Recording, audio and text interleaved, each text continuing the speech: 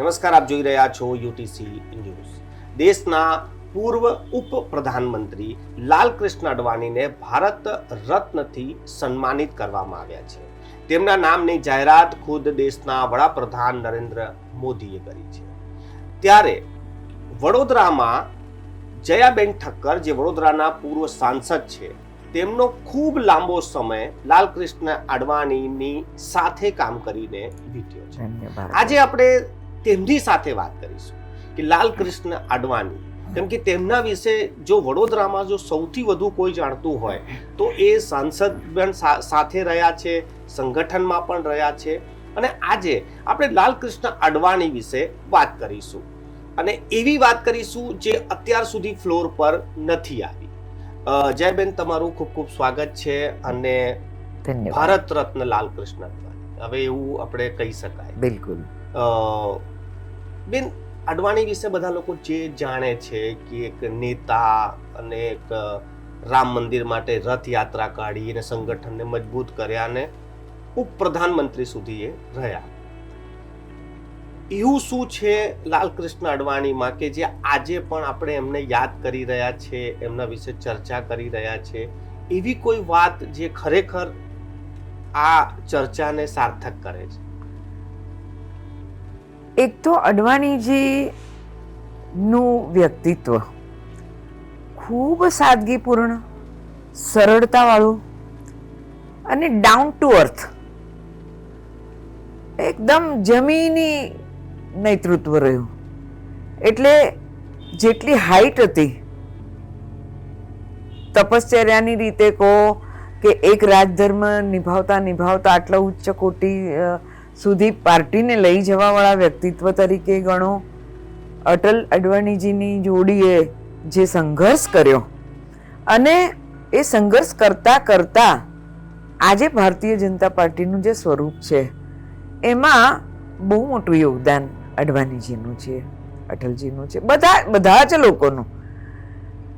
તો એ જે છે, આપણે એમ કહીએ કે કોઈ મકાન બનાવવું હોય, મંદિર બનાવવું હોય કે મહેલ બનાવવો હોય, તો એ મહેલ કે મંદિર બનાવતા પહેલા આપણે બહુ જ વિચાર કરવો પડે કે આ મહેલને આપણે કેટલો ઊંચો બનાવવાના છે અને કેટલે સુધી લઈ જવું છે. તો 2 સીટમાંથી ભારતીય જનતા પાર્ટીની આજે 303 અને હવે તો 405 ને પાર કરવા ભારતીય જનતા પાર્ટી જઈ રહી છે. જ્યારે તો એવા નેતૃત્વનું નિર્માણ કરવાનું, એમને ઊભા કરવાના કાર્યકર્તા તરીકે એમને કામે લગાડવા, પછી એમને ઠઠારવા મઠારવા, what to do, what not to do, what to say, what not to say, એ વિવેક અને મર્યાદાની વચ્ચે રહીને કેમ કરીને ભારતીય જનતા પાર્ટીને ઉભારવી, એની સમજ અને શિક્ષણ બંને એમને જોઈએ ને એટલે નમન કરવાનું મન થાય. આ એમના વ્યક્તિત્વનો મુખ્ય અંશ કહીએ તો ચાલે. નમી પડાય આમ તરત જ. આમ મને તો બહુ જ અનુભવો છે એમની સાથેના. સરળતાની વાત કરું તો મારા ત્યાં બધા અમે નક્કી કરેલું કે બધા દર અઠવાડિયે એક સાંસદ બધાને જમવા બોલાવે. તો મને કહ્યું કે બેન, આપણે રામસિંહભાઈને ત્યાં જમવાનું હતું. પછી મેં તો હવે મારે ત્યાં આવો. ભલે. તો હું ત્યાંથી મારા મેડ બહુ સરસ ખીર ને બટાટા વડાના બધું સરસ બનાવે, તો મેં કીધું બધાને ગમશે, ગુજરાતી આપણા લોકોને. તો હું 2 હાથમાં થઈને 20 કેજી દૂધ એમાંથી લઈને નીકળતી હતી. એટલામાં સામે અડવાણીજી મળ્યા. અડવાણીજી એકદમ જોઈને બધું નીચે મૂકીને, નમસ્કાર, ક્યાં હો રહા હૈ? आज गुजरात के सांसदों को मैंने भोजन पे बुलाया है. हाँ, तो मैं भी गुजरात का हूँ भाई. जी आप हैं, लेकिन आपको इनवाइट करना मतलब आपका समय, संजोग, व्यस्तता सब मुझे देखना. अरे भाई, तुम दीपक से बात करो और आज रात को तो मैं हूँ कहीं, मेरा व्यस्तता नहीं है, तो दीपक से बात कर लो. પછી મને તરત યાદ આવ્યું કે મેં કીધું કે કમલાજી, જયંત, પ્રતિભા બધા હવે પરિવાર જ છે. અરે હા હા, બાત કર લો ના.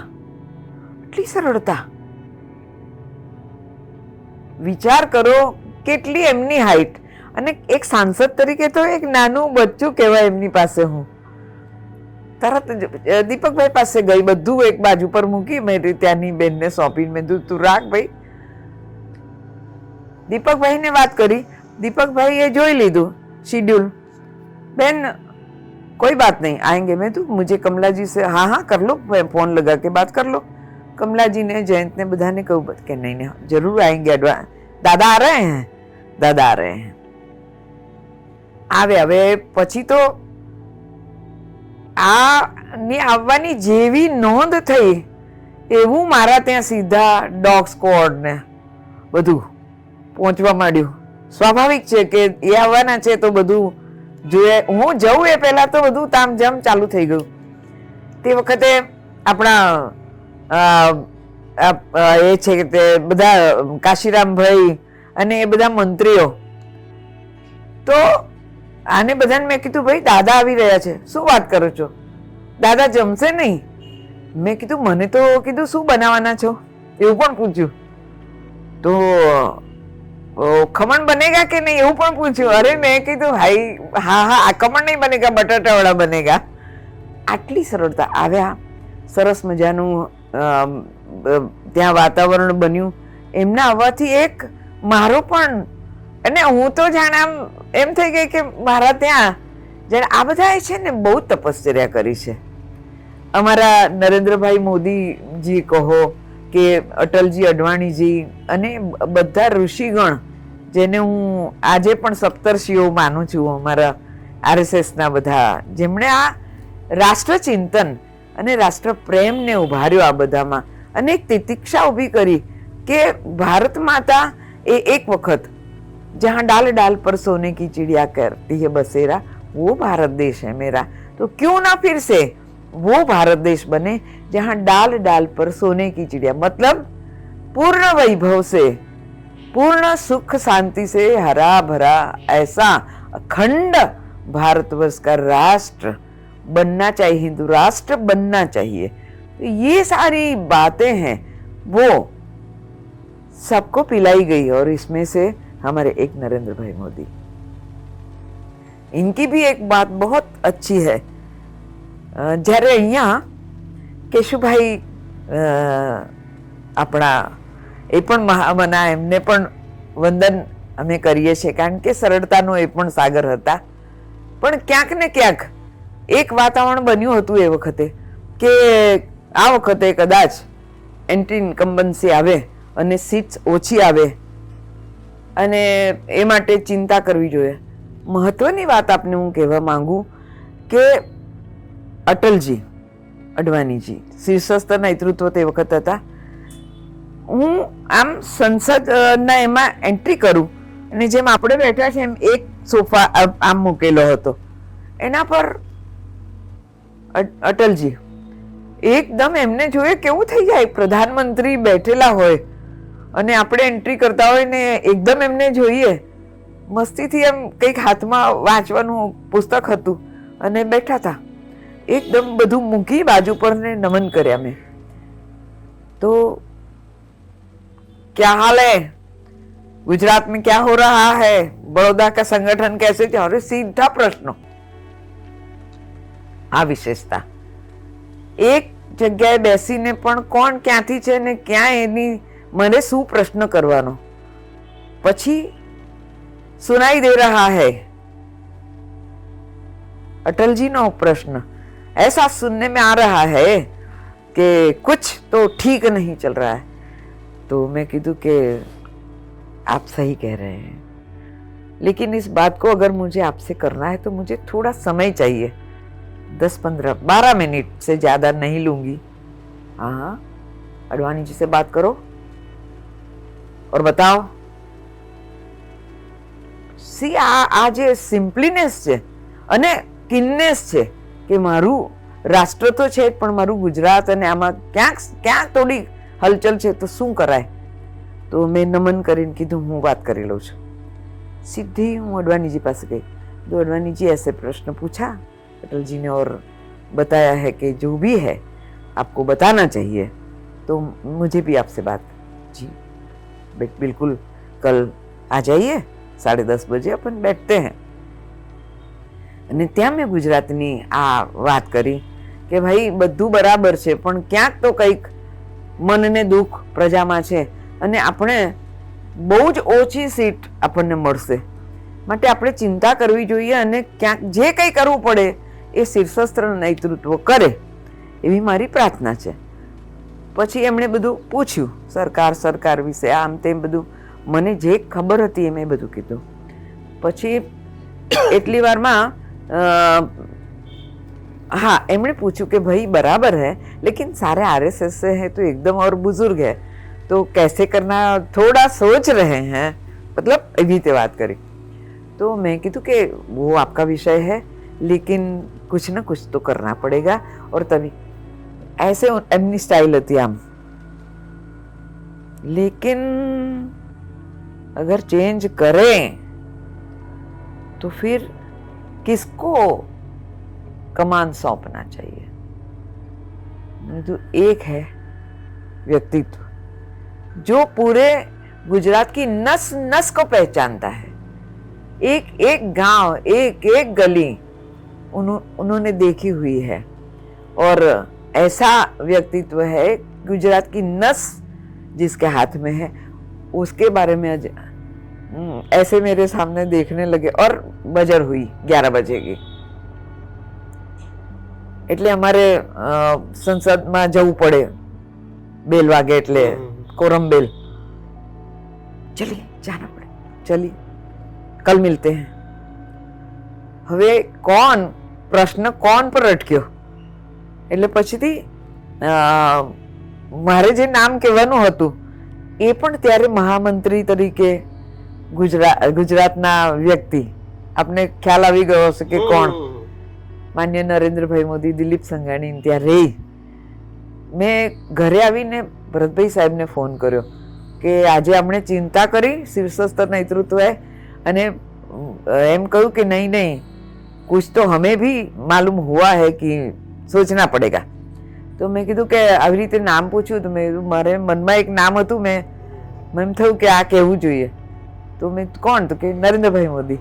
એમણે બહુ જ મહેનત, બહુ જ કામ કર્યું છે, ને યાત્રાઓ જે કાઢીને એમાં જબરજસ્ત. એમનો માત્ર યાત્રા પૂરતું નહીં, પણ યાત્રામાં આવેલ પત્રકારો, એવું કહી શકાય તો એ એટલે નહીં, એટલે થયું શું, મને સાહેબે કીધું કે તમે વાત તો કરી લો કે આવી રીતે વાત થઈ છે ને. નરેન્દ્રભાઈ સાથે મેં વાત કરી, ત્યાંથી મેં કીધું કે આવી રીતના ચર્ચા થઈ, અને આપને જુઓ, એ તો બહુ સ્પષ્ટ હોય છે, જુઓ રિઝલ્ટ લાવવું હોય ગુજરાતમાં તો મને કામ કરવામાં કોઈ વાંધો ન હોય, પણ પછી દખલ અંદાજી હું પસંદ નહીં કરું. કોઈ દખલ વગર જો મને જવાબદારી સોંપવામાં આવે તો રિઝલ્ટ આપી શકાશે. તો મેં કીધું કે હું નામ પૂછ્યું છે, કહું તો બીક લાગે, નરેન્દ્રભાઈ નામ દેતા પણ બીક લાગે. ઠીક છે કરો. બીજે દિવસે ફરી આખી આખી આખી મેં ચિતાર આપ્યો ગુજરાતનો. ત્યાર પછી સરસ આપણું ભાગ્ય ખુલ્યું કે માનનીય નરેન્દ્રભાઈ મોદી આપણને સીએમ તરીકે મળ્યા અને હવે પીએમ તરીકે. એટલે બેન એવું કહી શકાય કે તમે જે કહી રહ્યા છો કે વડાપ્રધાન નરેન્દ્ર મોદી જ્યારે મુખ્યપ્રધાન એમને બનાવાયા, તો એ સૂચન તમારું હતું કે પછી ચિંતા હતી? તમે પણ નામ સજેસ્ટ કર્યું? હા, અને એમની સાથે વાત કરીને કે ભાઈ નહીં તો આજે કોઈનું નામ દેવું ને, એટલે અને એ ભરતભાઈ સાહેબનું સૂચન હતું કે તમે પહેલા વાત કરી લો. અને એમની એક જ વાત હતી કે મને દખલ અંદાજી વગર જો સોંપવામાં આવશે તો હું રિઝલ્ટ આપી શકીશ. એટલું તો કારણ ગુજરાતની એકે એક હું તો ઇંચ કહીશ કે ભૂમિ માપેલી છે એમણે, અને આ કોઈ નાનું કામ નથી. અને વી હેવ સીન કે એ છે ને ક્યારેય ખોટી વાત કરતા નથી નરેન્દ્રભાઈ, ખોટું ચલાવી લેતા નથી, અને જે સાચું હોય એના માટે કિનલી કરીને જંપે. એટલે મોદી હે તો મુમકિન હે, ત્યાંથી એમનો એ નેચર છે, ઇન્હેરન્ટ તાકાત છે, આત્મબલ છે એમનું, અને દ્રઢ સંકલ્પ બલ છે. એટલા માટે he can give the result. અત્યારે આપણને રિઝલ્ટ મળી રહ્યું છે. શું પેલા લોકો 70 વર્ષમાં ના કરી શકે, ભાઈ 10 વર્ષમાં આપણને રિઝલ્ટ આપી દીધું. અને હિન્દુ રાષ્ટ્ર બનવા તરફ આપણે પગરણ માંડ્યા છે, તો એ નાની વાત નથી. અને મને ગૌરવ છે એ બાબતનું કે બેન આપણે ફરી આપણે મોદી પર જતા રહ્યા, અરે હા, જી જી, અડવાણીજી પર રહીએ. હમ, લાલકૃષ્ણ અડવાણી, જેમ તમે કીધું કે ખૂબ જ એવા વ્યક્તિ, પ્રગલ્ભ જેને કહેવાય. પણ બેન આજે જોઈએ તો એમની આયુ પ્રમાણે હમ, એવું કહેવાય છે કે એ થોડું જૂનું ભૂલી ગયા છે, કે એમને જૂનું યાદ નથી. હમ, પરંતુ આજના જે કાર્યકર્તાઓ છે કે આજના નેતાઓ છે જે એમની આંગળી પકડીને આ પાર્ટીમાં આવ્યા છે, હમ, તેઓ પણ એમને ભૂલી ગયા છે. એવું સમાજમાં છે કે એમને ભારત રત્ન મળવું હમ. અને શહેરમાં કોઈ સોશિયલ મીડિયા કે પોસ્ટર બેનર પર કોઈએ લખવું નહીં, એટલે આ શું દેખાય? નહીં નહીં, એ તો પોતપોતાની વાત છે.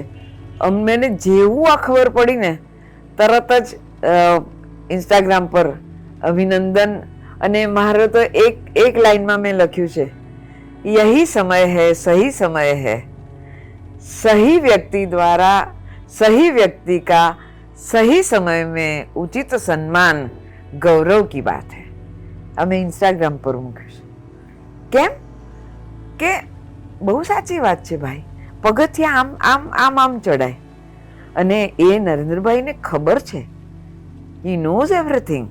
શા માટે ભારત રત્ન સન્માન મળવું જ જોઈએ એમને, મારે આપવું જ જોઈએ, એ ભાવ આવ્યા વગર થોડું વિચાર કર્યો હશે. તો આ ભાવ આવવો અને એમનું ઉચિત સન્માન ઉચિત સમયે થવું. પણ બેન વડોદરાના કાર્યકર્તાઓ, નેતાઓ, તમે જેમ એ જો બધાના પોતપોતાનો મનની વાત છે. મેં તો તરત ને તરત આ વાતને વધાવી, ધન્યવાદ નરેન્દ્રભાઈને પણ કર્યો કે ભાઈ, મેં કહ્યું ને એમ કે આ સમય બહુ જ સાચો, અમૃતકાલમાં અમૃત જેણે પીરસ્યું છે એવા લોકોનું સન્માન થઈ ગયું. તમે સંગઠનમાં હતા ત્યારે પણ અડવાણી સાથે સમય વ્યતીત કર્યો, જ્યારે તમે સંસદમાં હતા, અને તમે એક એવા સાંસદ છો જેને એનડીએ ના શાસનમાં પણ સાંસદ રહ્યા અને યુપીએ ના શાસનમાં બી રહ્યા.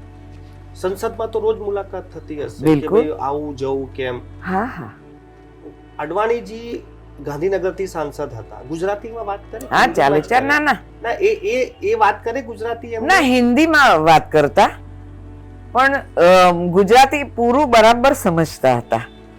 અને મેં ભી ગુજરાતી હું, એ જે વાત એમણે કરી ને, એ મને ગુજરાત સે હું ઓર ગુજરાતી હું, તો એ વસ્તુ મને બહુ જ ટચ કરી ગઈ હતી. એવું એમના વિશે જો આપણે વાત કરીએ તો 1927 સિંધમાં જન્મ, કરાચીમાં અભ્યાસ, અને ભાગલા સમયે ભારત આવ્યા. ભારત આવ્યા આઝાદી પછી, એટલે આઝાદીના સમયમાં, અને ભારતનો સર્વોચ્ચ સન્માન, એ જે ઘડી છે, એની વચ્ચે એક દોર એવો પણ આવ્યો કે જ્યારે પાર્ટી નારાજ થઈને એમ રાજીનામું પણ આપવું પડ્યું, એક પાકિસ્તાન દોરામાં જીન્ના વખતે. એ સમયની કે ઘડી યાદ છે કે લોકો શું વિચારતા હતા એમ એ સમય? જો હું લોકોની વાત નહીં કરું, પણ હું અમારા નેતૃત્વની વાત કરીશ કે જે સમયે જે કરવાનું કે કહેવાનું હોય એની પાછળ પણ એમનો સ્પષ્ટ એક વિચાર હોય જ. કારણ કે સમયની વાત હોય છે, ક્યાં શું બોલવું ને શું કહેવું. એ હવે પ્રજામત પાછી બીજી એક વાત છે, એ કોઈ એ વાતને કઈ રીતે લઈ લે એ એક અલગ બાબત છે. પરંતુ હું નથી માનતી કે અમારા કોઈ પણ નેતા કોઈ પણ વાત મનગઢંત કરે અથવા આડેધડ કરે. એટલે એને પ્રશ્ન કરવો એ પણ હું ઉચિત નથી માનતી, બિલકુલ નહીં કરવું જોઈએ, અને હું નથી કરતી એ બાબતમાં સંપૂર્ણ. કારણ કે તપશ્ચર્યા કરેલી આટલી બધી ભૂલાય નહીં ભાઈ. માનો કે એક વાક બોલાઈ ગયું, સો કે આપણે પણ માણસ છીએ, આપણે પણ ભૂલ કરી બેસીએ. એટલે આટલા વર્ષોની જે જપ એમણે કર્યો છે વંદે માતરમનો, ભારત માતા કી જયનો જપ કરીને આગળ આવ્યા છે, અને માતૃવંદન સિવાય બીજી વાત નથી કરી, નથી જીવનને સરખું માણ્યું જાણ્યું, એકદમ સતત આનું આ જ કામ. જેમ આજે નરેન્દ્રભાઈ 24 કલાકમાંથી 20 કલાક કામ કરી રહ્યા છે, એવી રીતે મેં એમને કામ કરતા જોયા છે. અને ખૂબ સારું સ્વાસ્થ્ય, જમવાનું બહુ જ ઓછું, સાવ સૂપ અને એકાદ રોટલી કે આટલું સબ્જી કેવું ખાઈ લે. અને એના કારણે સ્વસ્થતા એ ઉંમરમાં પણ એમની સારી હતી અને ક્યાંય કોઈના ટેકા વગર અથવા કોઈની એના વગર એ સરસ રીતે કામ કરી શકતા. બેન, એવું કહેવાય છે કે વડાપ્રધાન નરેન્દ્ર મોદી જ્યારે મુખ્ય પ્રધાન બન્યા, જેમ હમણાં તમે પણ ઉલ્લેખ કર્યો કે અડવાણીનો રોલ ખૂબ મોટો હતો અને એ એમની રથયાત્રા હોય તો પણ મોદીજી સાથે હોય. તો એમને જ્યારે મુખ્ય પ્રધાન બનાવવાના હતા કે પછી પીએમ માટે જે પ્રમોટ કરવાના હતા, તો એક જ વ્યક્તિની હા જરૂરી હતી, તે હતા લાલકૃષ્ણ અડવાણી. અને એમને હા પણ પાડી. પણ પછી લોકો એવી પણ ચર્ચા કરતા થયા કે એમને જ એમને સાઇડલાઇન કરી દીધા. આ વાતને તમે સમર્થન આપો? નથી આપતી. એટલા માટે કે આ સાઇડલાઇન વાળી વાત છે ને, એ અનુચિત એટલા માટે છે કે એ કેવી રીતે સાઇડલાઇન કરે? એ તો પ્રધાનમંત્રી તે વખતે હતા નહીં. પહેલી વાત તો એ 3 વખત તો સીએમ બન્યા નરેન્દ્રભાઈ, બરાબર? તો સીએમ થઈને ત્યાં કઈ દોરી સંચાર કરવો, it was not at all possible for Narendrabhai. ના, પીએમ બની 14 પછીની વાત છે. એમને માર્ગદર્શન મંડળમાં મૂકી દેવા કે પછી એનું કારણ છે કે એજ પણ કામ કરતી હોય છે. આજે અટલજી કો, અડવાણીજી કો, જોશીજી કો, તો દરેકને આ તમે કહ્યું ને હમણાં કે હવે ભૂલવા માંડ્યા છે, તો એ સ્થિતિ દરેક ગ્રોઈંગ પીપલ, એટલે જ્યારે શરીરથી થોડા વૃદ્ધ બનવા જાય ત્યારે સ્વાભાવિક છે કે બધી ઇન્દ્રિયો પોતપોતાના કામને થોડોક વિરામ આપે. અને ભૂલવું, અમારા ગુરુદેવ તો એવું કે ભૂલને કા નામ ही मजा है, नहीं तो बहुत कुछ याद आता है और बहुत सुख और दुख के वो थपेड़े लगते जाते हैं. तो इससे अच्छा है कि व्यक्ति भूलता जाए. બેન, એવું કહેવાય છે કે અડવાણીજીની સ્પીચ બહુ દમદાર હતી, તેજ તર્રાર હતી. તમને કોઈ એવી સ્પીચ યાદ છે કે જે તમે એવું વિચાર્યું કે મે બી આવું કોઈ દિવસે બોલી શકું કે આવું બોલું કે જે તમને સ્મરણ રહી ગયું હોય? કેમ કે મોટા નેતાઓ જ્યારે બોલતા હોય ત્યારે બધા સાંભળતા હોય છે. એમને સંસદમાં કોઈ વાત બોલી હોય કે તમને એમ યાદ રહી ગયું હોય? એમની એક વિશેષતા એવી હતી કે નપાતુલા લેકિન ઠોસ. એ બોલે ને એટલે એકદમ જે વસ્તુ આજે હું નરેન્દ્રભાઈ મોદીના વક્તવ્યોમાં પણ જોઈ રહી છું કે એક શબ્દ વધારાનો કે ઓછો ના હોય, એ વિશેષતા એમની હતી. એટલે વિષયને મૂકવો અથવા સામે પક્ષે જવાબ આપવો, પ્રશ્નો આવે એના જવાબ પણ આપવાના થાય, જ્યારે ત્યારે પોતે વક્તવ્ય આપવાનું હોય તે વખતે પણ, તો એકદમ સરસ જે બોલવાવાળા લોકોમાં એમનું જ્યોર્જ ફર્નાન્ડીસ સાહેબનું પણ એવું હતું, અટલજી, આદરણીય અટલજીનું પણ એવું હતું કે આપણને સાંભળવા માટે તરત બેસી જવું પડે. અત્યારે મોદીજીનું પણ એવી જ રીતનું છે કે એકવાર આમ બધું કામ બાજુ પર મૂકીને આપણે બેસી જઈએ કે શું બોલે છે. તો આ વિશેષતા એ અડવાણીજીમાં પણ હતી. બેન, વડોદરાની કોઈ મુલાકાત યાદ હોય, કોઈ છેલ્લો પ્રસંગ યાદ હોય કે શું હતું કેવું કોઈ? જ્યારે એકતા યાત્રા નીકળી એ વખતે માનનીય નરેન્દ્રભાઈ મોદીજી એમના સારથી હતા, સાથી અને સારથી બેય હતા. અને એ વખતે એમના એમાં એક જે ચિંતા કરવાનો સ્વભાવ હતો કે યાત્રાની રીતે નીકળે બધું, પણ છતાંય કાર્યકર્તા બધા સ્વસ્થ છે ને, બધા વ્યવસ્થિત છે ને, કોઈ તકલીફ તો નથી પડતી ને, એ એમના નેચરમાં એક હતું. અને એકદમ ઊભા રહીને આપણને એમ જાણે ઘરના વ્યક્તિ હોય ને, દાદા હોય ને, અને કેવી રીતે વાત કરે, એ એમના તરત, અને આપણને પણ આમ એકવાર સ્ટેચ્યુ થઈ જઈએ એવો એમનો એ હતો. અમને તો આ મહિલા સશક્તિકરણ અમારે ત્યાં સંકલ્પ જે 33% હતો, એ વખતે જ્યારે એમની સાથે એમને બોલાવવામાં આવે ત્યારે એમણે બહુ સરસ વાત કરેલી. આ મને લાગે છે કે આને મારે બતાવવું જ જોઈએ. તો એમણે એમ વાત કરી કે મહિલા એ 50% આખા દેશમાં જવાબદારી ઘર હોય, વ્યવહાર હોય, સમાજ હોય, રાષ્ટ્ર હોય, આ બધામાં, તો બધામાં એનો જો યોગદાન લઈએ તો કેમ નહીં આપણે રાષ્ટ્રીય લેવલે, એટલે મીન્સ કે રાષ્ટ્રીય પ્રવાહમાં. ને આ જ વસ્તુ અહીંયા જ્યારે અધિવેશન થયું વડોદરામાં, એ વખતે માનનીય નરેન્દ્રભાઈ મોદીએ મૂકેલો ઠરાવ, જુઓ કનેક્શન.